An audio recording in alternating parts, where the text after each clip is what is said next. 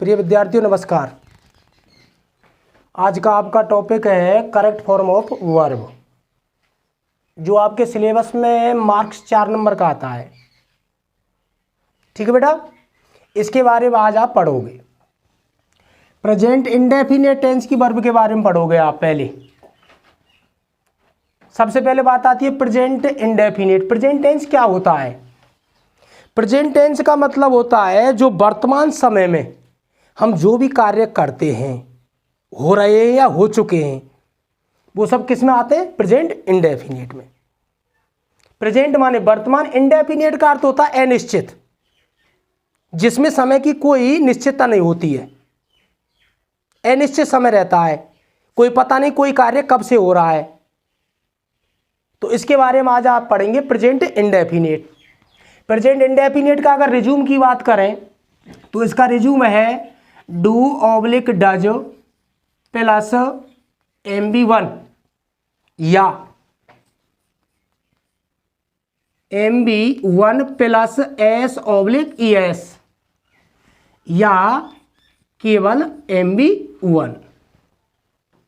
ठीक बेटा भाई, प्रेजेंट इंडेफिनिट का रिज्यूम है do oblique does plus MB1 या MB1 प्लस SEIS या केवल MB1। अब अगर इसकी पहचान की बात करें अपन, मीनिंग की बात करें, इसकी मीनिंग की अगर चर्चा करें अपन, तो इसकी मीनिंग की चर्चा में जिन हिंदी वाक्यों के अंत में ता है, ती है, ते हैं, ता हूं आदि क्रिया शब्द आते हैं, तो वाक्य बनाते समय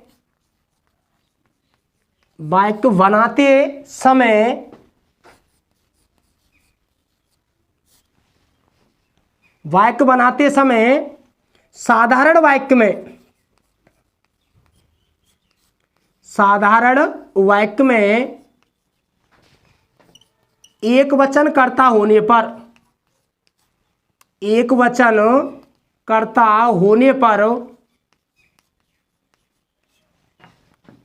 MB1 plus S oblique ES का प्रयोग करते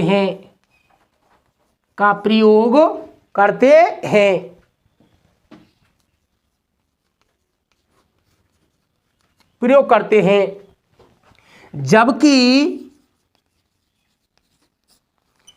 बहुवचन कर्ता होने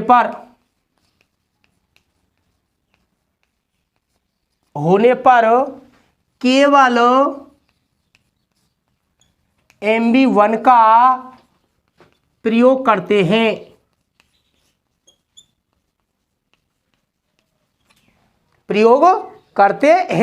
लेकिन पैराग्राफ चेंज करके लिखेंगे, लेकिन नकारात्मक कॉमा प्रश्नवाचक तथा प्रश्नवाचक प्लस नकारात्मक वाक्यों में एक वचन कर्ता होने पर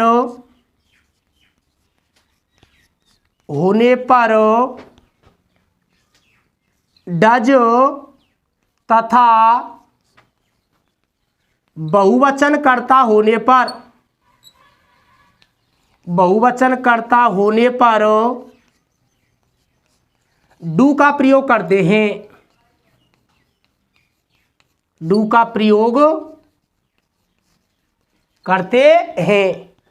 एक बार पुनः बेटा रिवाइज करके देखेंगे।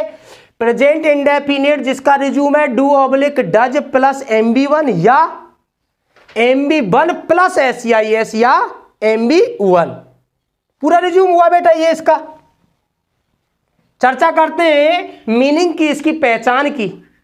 जिन हिंदी वाक्यों के अंत में ता है, ती है, ते हैं, ता हूं आदि शब्द आते हैं तो वाक्य बनाते समय साधारण यानी सकारात्मक अफर्मेटिव वाक्य में एक वचनकर्ता होने पर MB1 में क्या लगाएंगे, एस या ES, तथा बहुवचनकर्ता होने पर केवल MB1 का प्रयोग करते हैं। किस वाक्य में, साधारण वाक्य में, सकारात्मक अफर्मेटिव वाक्य में। लेकिन नकारात्मक प्रश्नवाचक तथा प्रश्नवाचक नकारात्मक वाक्यों में एक वचनकर्ता होने पर डज तथा बहुवचनकर्ता होने पर डू का प्रयोग करते हैं। बात करेंगे बेटा स्ट्रक्चर की, इस टेंस की यदि स्ट्रक्चर बनवाई जाए तो बेटा असर्टिव सेंटेंस, असर्टिव की क्या स्ट्रक्चर बनेगी, subject plus MB1 plus S/ES या MB1 plus object plus PTM। Negative की बात करें बेटा, subject plus do does plus MB1 plus object plus PTM। Interrogative की बात करें बेटा,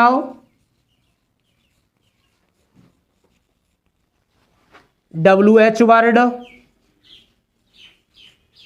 plus do does plus subject plus MB1 plus object plus PTM plus question mark. अगला है बेटा इंटरोगेटिव प्लस नेगेटिव,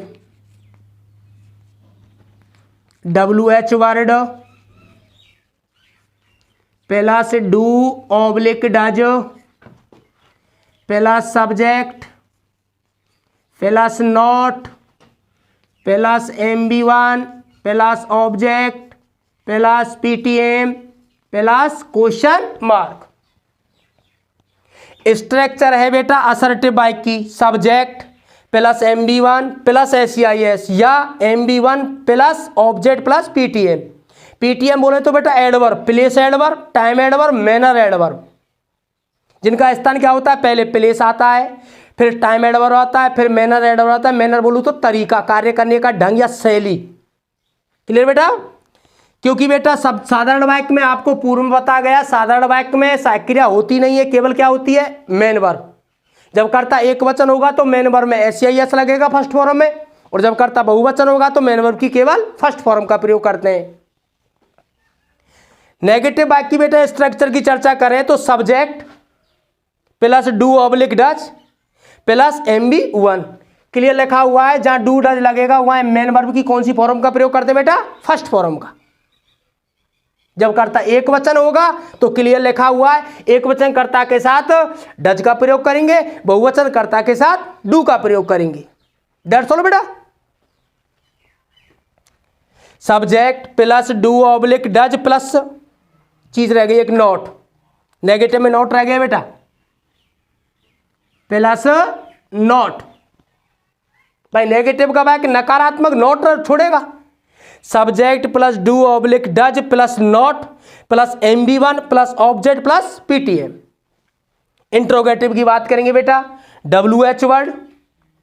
इंट्रोगेटिव वाक्य प्रश्नवाचक वाक्य दो टाइप के होते हैं, एक तो WH वर्ड वाले होते हैं, एक हेल्पिंग वर्ब वाले होते हैं। जिन वाक्यों का, जिन प्रश्नों का जवाब यस या नो में होता है वो हेल्पिंग वर्ब से शुरू होते हैं, और जिन वाक्यों का जवाब यस या नो में नहीं निकलता है वो WH वर्ड से शुरू होते हैं। इंट्रोगेटिव की बात करें बेटा, WH word plus do does plus subject. हमेशा ध्यान रखेंगे प्रश्नवाचक वाक्यों में सब्जेक्ट से पूर्व हेल्पिंग वर्ब का प्रयोग किया जाता है। WH word plus do does plus subject plus MB1 plus object plus PTM plus question mark. प्रश्नवाचक वाक्य के अंत में क्वेश्चन मार्क लगा हुआ मिलेगा या लगाना पड़ेगा। इंट्रोगेटिव प्लस नेगेटिव की बात करते हैं, प्रश्नवाचक नकारात्मक की। WH word plus do does plus subject plus not plus MB1 plus object plus PTM। अब बेटा अपन बात करते हैं एग्जाम्पल की, उदाहरण की। अपन ने इसका रिज्यूम पढ़ा, मीनिंग पढ़ी, स्ट्रक्चर पढ़ी, सब्जेक्ट वर्ब एग्रीमेंट इसमें आपने पढ़ ही लिया। साधारण सकारात्मक वाक्य में MB1 के साथ SAS का प्रयोग करेंगे और बहुवचन कर्ता के साथ केवल MB1 का प्रयोग करेंगे। और नकारात्मक प्रश्नवाचक तथा प्रश्नवाचक प्लस नकारात्मक वाक्यों में किसका प्रयोग करेंगे? डू डज का। एक वचन कर्ता के साथ डज, बहुवचन के साथ डू, और जब डू और डज का प्रयोग होगा वह केवल किसका प्रयोग होगा? मेन वर्ब की फर्स्ट फॉर्म का। अब बेटा एग्जाम्पल की बात करते हैं। आप इसकी चाहे तो आप इसको उतार सकते हो या कॉपी कर सकते हो। अब एग्जाम्पल देखते हैं।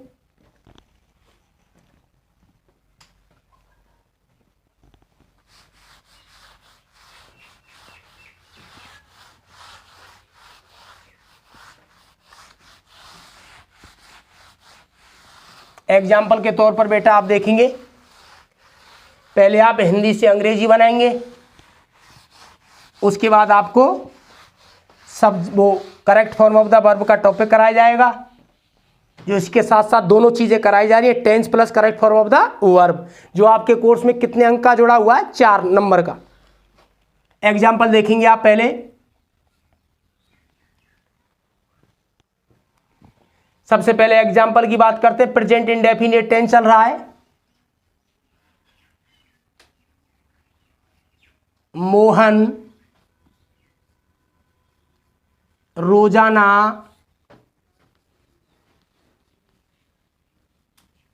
क्रिकेट खेलता है। मोहन रोजाना क्रिकेट खेलता है। अब बेटा अपन ने इस वाक्य को पढ़ करके देखा तो इसके अंत में आ रहा ता है, ती है, ते है, ता हूं। इसमें कौन सा टेंस हुआ बेटा? Present indefinite. प्रेजेंट इंडेफिनिट का बेटा वाक्य कैसा है? ये साधारण। अगर 4 वाक्यों की अपन चर्चा करें, 4 वाक्यों की अपन चर्चा करें तो जिन वाक्यों में जैसे मोहन रोजाना क्रिकेट खेलता है, सीधी सी बात है, साधारण वाक्य हुआ। अगर इसी वाक्य को अपन नेगेटिव वाक्य बनाएं तो मोहन रोजाना क्रिकेट नहीं खेलता है। अगर इसी वाक्य को अपन प्रश्नवाचक बनाएं, क्या मोहन रोजाना क्रिकेट खेलता है?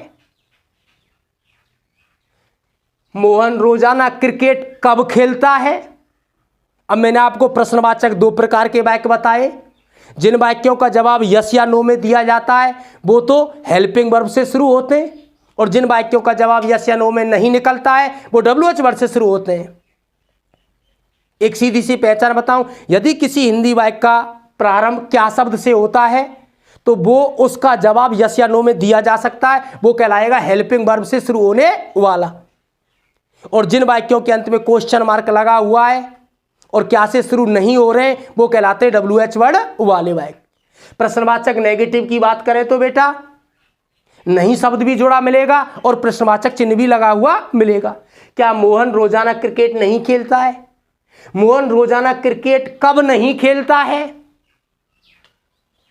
तो ये वाक्य बताओ कैसा है? आपका अफर्मेटिव है, यानी सकारात्मक वाक्य है। सकारात्मक वाक्य का आपने सिस्टम पढ़ लिया अभी। प्रेजेंट डेफिनेट में साधारण वाक्य है। साधारण वाक्य में लगेगा क्या?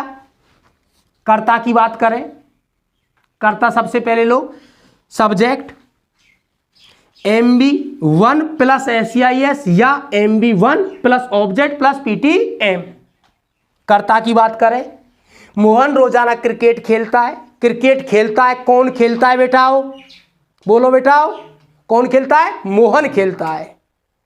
अपन का जवाब निकल रहा है मोहन खेलता है क्रिकेट। तो बेटा कर्ता कौन हुआ? मोहन। कर्ता हुआ बेटा मोहन। वाक्य साधारण है, असर्टिव है, अफर्मेटिव है। अफर्मेटिव है तो डूडस तो इसमें लगेगा ही नहीं। कर्ता अगर सिंगुलर नंबर है तो MB1 में SEIS का प्रयोग करेंगे, और यदि कर्ता प्लूरल नंबर है तो केवल MB1 का प्रयोग करेंगे। अब बेटा कर्ता पे नजर डालो। मोहन कर्ता सिंगुलर नंबर है। क्रिया है बेटा खेलना। खेलना को बोलते हैं बेटा प्ले। अपन ने लिख दिया प्ले। अब बेटा कर्ता एक वचन है, क्रिया बहुवचन है, तालमेल गलत है, इसलिए कर्ता जब सिंगुलर है तो क्रिया को भी सिंगुलर बनाओ। और सिंगुलर कब बनेगी? जब क्रिया के अंत में क्या जोड़ोगे आप? S या ES। बोलो बेटा क्या जोड़ू प्ले में, एस जोड़ू या ई एस जोड़ू, केवल क्या जुड़ेगा एस। यदि किसी मुख्य क्रिया के अंत में डबल एस, सी एच, ओ, एक्स, जेड आदि शब्द दे रखे हो, आदि अक्षर दे रखे हो तो क्या जोड़ेंगे ई एस। अब इसमें तो बेटा वाई दे रखा है, क्या आएगा एस। मोहन प्लेज क्या खेलता है बेटा, ऑब्जेक्ट की बात करो, क्रिकेट खेलता है। क्या खेलता है बेटा, क्रिकेट। अब बेटा पीटीएम आ गया, कौन सा एडवर्ब है, रोजाना। प्ले से एडवर्ब है नहीं, हो नहीं सकता, स्थान थोड़ी है ये। टी से मतलब टाइम एडवर्ब, एम से मतलब मैनर एडवर्ब, तो इसमें बता कौन सा है, टाइम एडवर्ब है। रोजाना को क्या कहेंगे बेटा, डेली या एवरी डे। बोलो यही नहीं आई बेटा बात समझ में, क्लियर हुआ, यस या नो। इसलिए आपको साधारण वाक्यों में, अगर साधारण वाक्य में कर्ता होता है बहुवचन, अगर एग्जाम्पल की बात करें बहुवचन कर्ता की, हम रोजाना क्रिकेट खेलते हैं।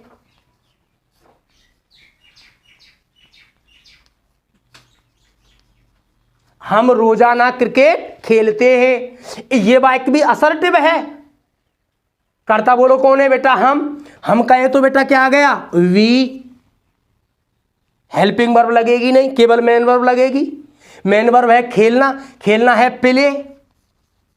अब बेटा कर्ता भी बहुवचन है और क्रिया भी बहुवचन में है, तो तालमेल सही है। कर्ता बहुवचन, क्रिया बहुवचन। बी प्ले, क्या खेलते हैं बेटा, क्रिकेट। रोजाना, डेली। नहीं है बेटा बात समझ में। अब बात करेंगे बेटा नकारात्मक वाक्य की। किसकी बात करेंगे बेटा, नेगेटिव सेंटेंस की। नेगेटिव सेंटेंस की जब अपन चर्चा करते हैं, इसलिए आप इसको या तो वीडियो को पॉज कर सकते हो, या कॉपी कर सकते हो, या इसको उतार सकते हो आप। आगे चलते बेटा नेक्स्ट चर्चा करते हैं नेगेटिव सेंटेंस की।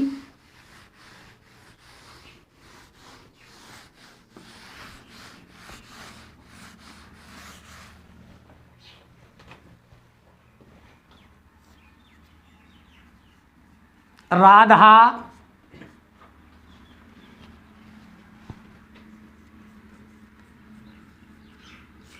तालाब में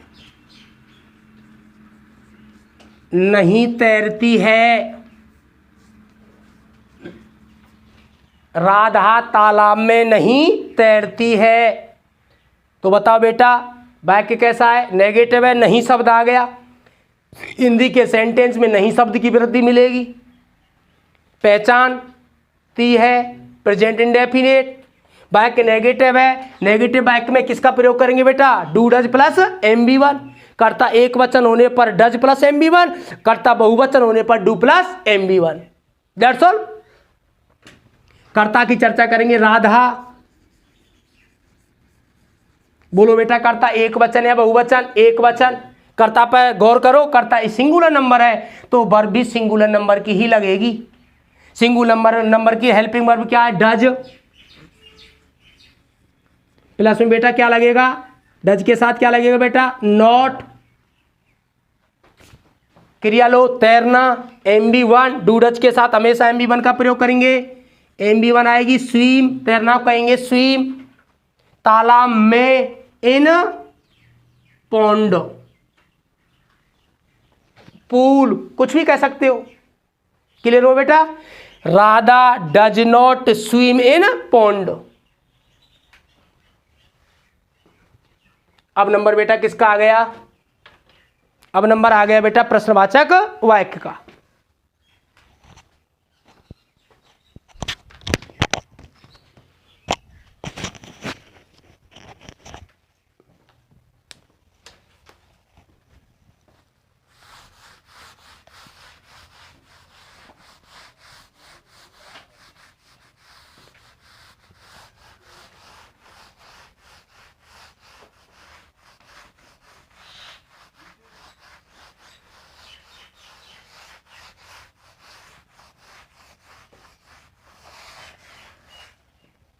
अब बेटा चर्चा करेंगे इंटरोगेटिव सेंटेंस की।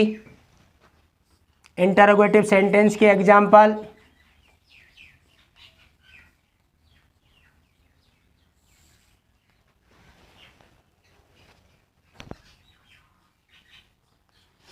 क्या माधव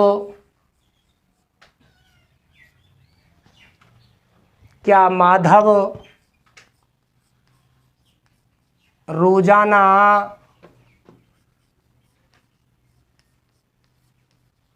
अंग्रेजी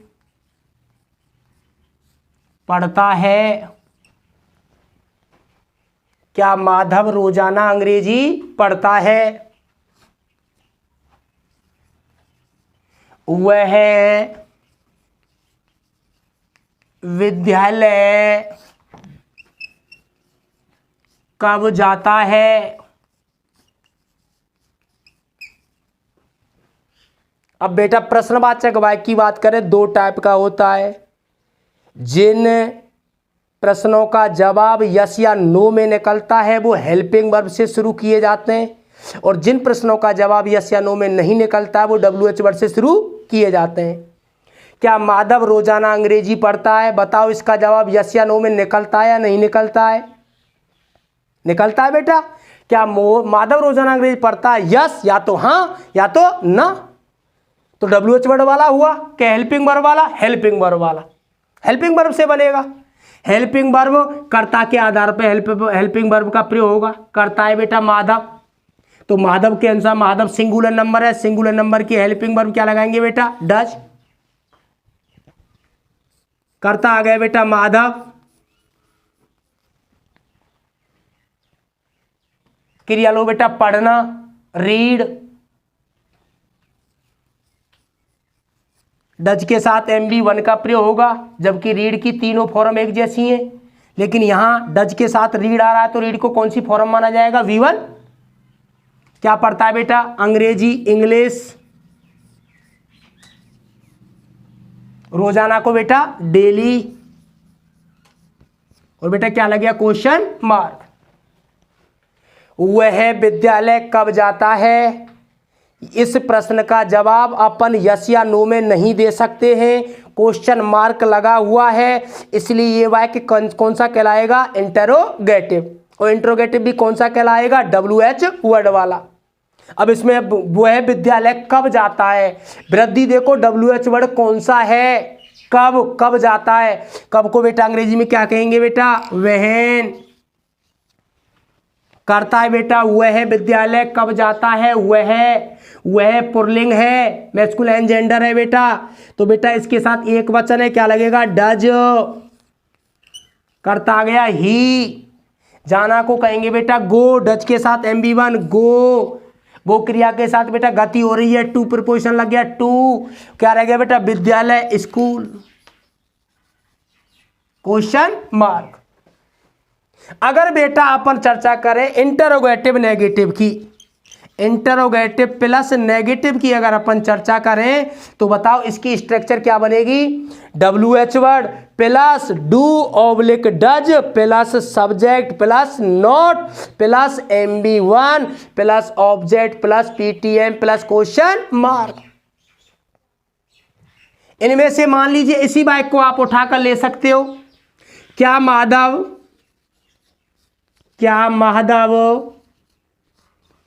रोजाना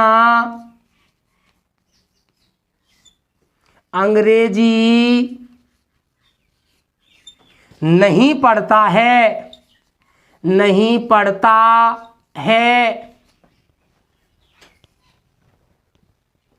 क्या माधव रोजाना अंग्रेजी नहीं पढ़ता है? प्रश्नवाचक नेगेटिव हुआ बेटा, यानी प्रश्नवाचक नकारात्मक हुआ।